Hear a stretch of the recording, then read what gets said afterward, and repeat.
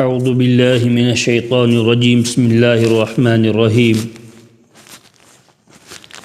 الم تر ان اللہ یسبح له من فی السماوات والارض والطیر صافات کل قد علم صلاته وتسبیحه واللہ علیم بما یفعلون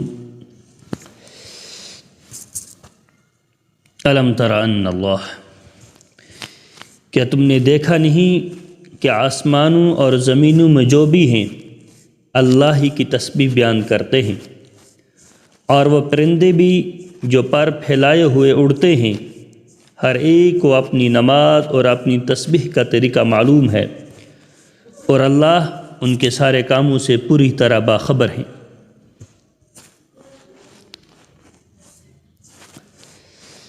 سورہ بنی اسرائیل کے اندر اللہ تعالیٰ نے فرمایا ہے کہ کائنات کی ہر چیز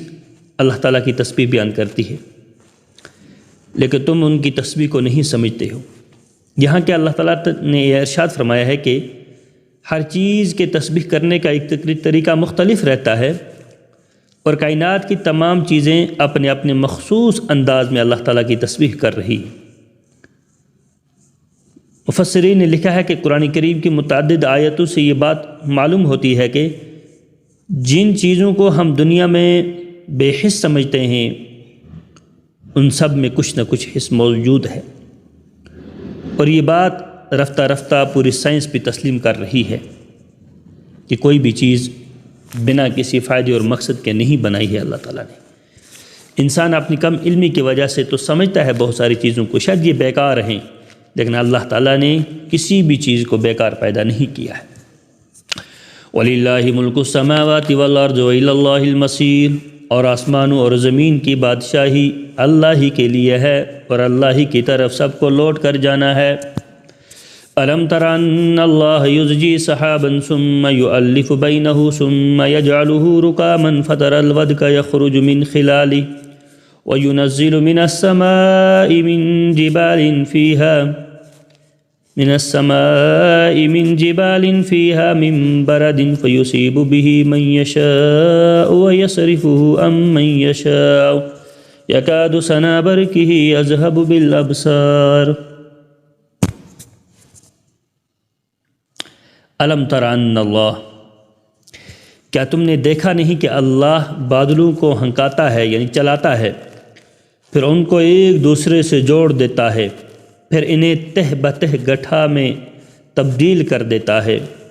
پھر تم دیکھتے ہو کہ بارش اس کے درمیان سے برس رہی ہے،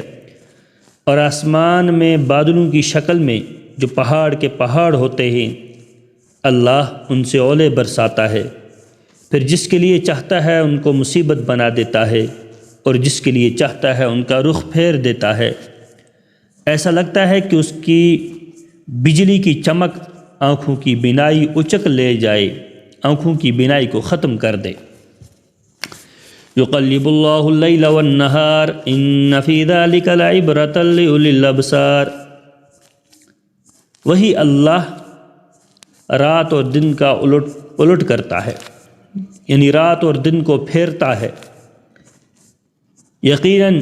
ان سب باتوں میں ان لوگوں کے لیے نصیحت کا سامان ہے جن کے پاس دیکھنے والی آنکھیں ہیں۔ واللہ خلق کل دابۃ من ماء فمنہم من یمشی علی بطنہ ومنہم من یمشی علی رجلین ومنہم من یمشی علی اربع یخلق اللہ ما یشاء ان اللہ علی کل شیء قدیر۔ اللہ تعالیٰ نے یہاں سے اور اپنی قدرت کا اظہار کیا۔ اللہ نے اپنی مخلوق کو گنایا اور فرمایا، اور اللہ نے زمین پر چلنے والے ہر جاندار کو پانی سے پیدا کیا، یعنی نطفے سے، منی کا ایک قطرہ۔ پھر ان میں سے کچھ وہ ہیں جو اپنے پیٹ کے بل چلتے ہیں، کیڑے مکوڑے، کچھ وہ ہیں جو 2 پاؤں پر چلتے ہیں، انسانوں کو دیکھا، کچھ وہ ہیں جو 4 پاؤں پر چلتے ہیں، اپنے جانوروں کو دیکھا۔ اللہ جو چاہتا ہے پیدا کرتا ہے، یقیناً اللہ ہر بات پر قدرت رکھتا ہے۔ لقد انزلنا آیات مبینات واللہ یہدی من یشاء الی صراط مستقیم۔ بے شک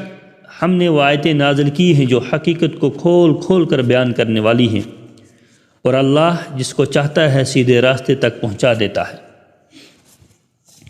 وَيَقُولُونَ آمَنَّا بِاللَّهِ وَبِالرَّسُولِ وَأَطَعْنَا ثُمَّ يَتَوَلَّى فَرِيقٌ مِّنْهُم مِّن بَعْدِ ذَلِكَ وَمَا أُولَئِكَ بِالْمُؤْمِنِينَ۔ اللہ نے اس آیت کے اندر منافقوں کا ذکر فرمایا ہے اور منافقوں کی ایک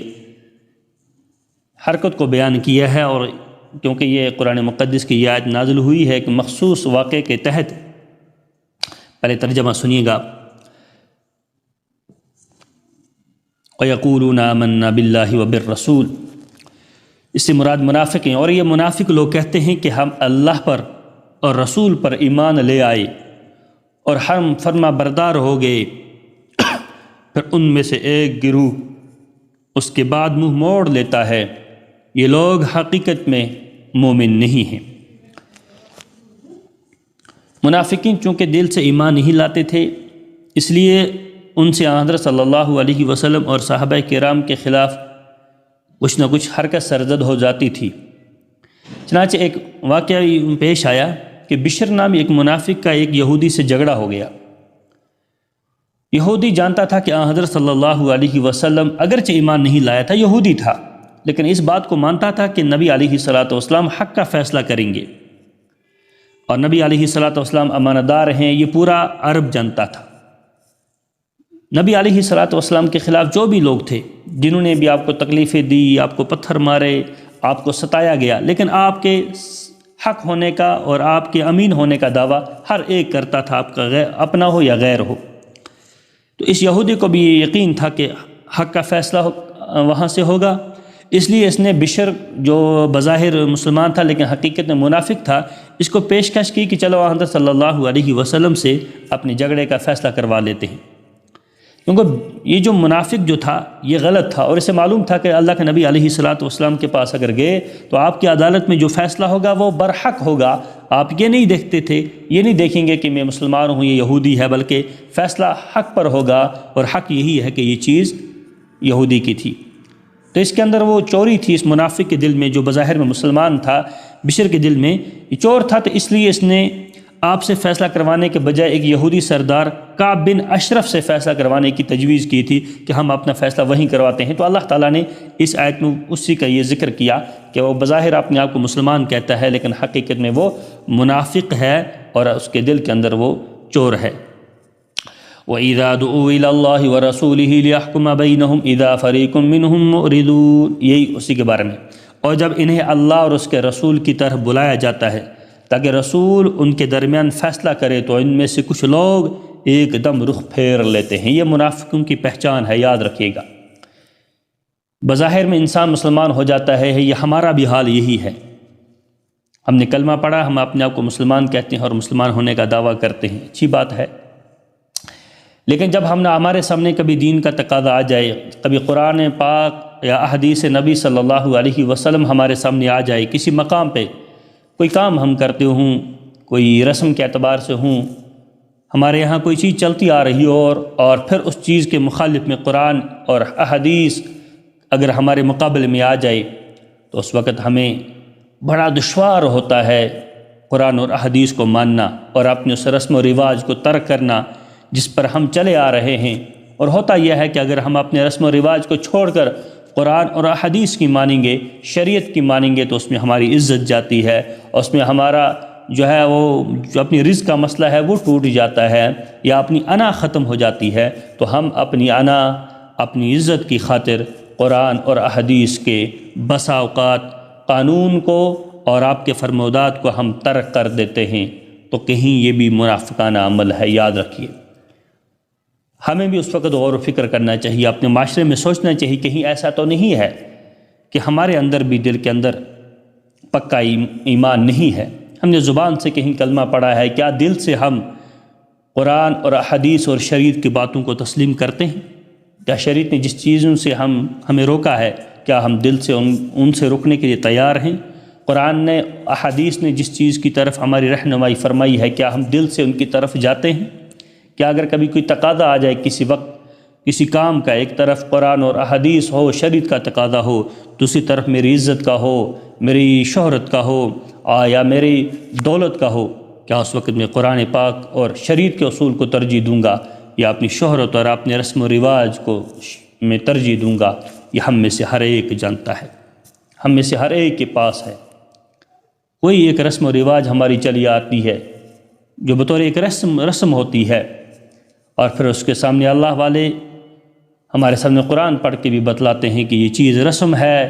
قرآن اور احادیث اور شریعت سے اس کا کوئی تعلق نہیں ہے۔ ہم سنتے بھی ہیں، اقرار بھی کرتے ہیں، ہاں بالکل صحیح بات ہے، قرآن اس کا مخالف ہے، احادیث اس کی مخالف ہے، شریعت اس کے مخالف ہے، سب کچھ سنتے ہیں،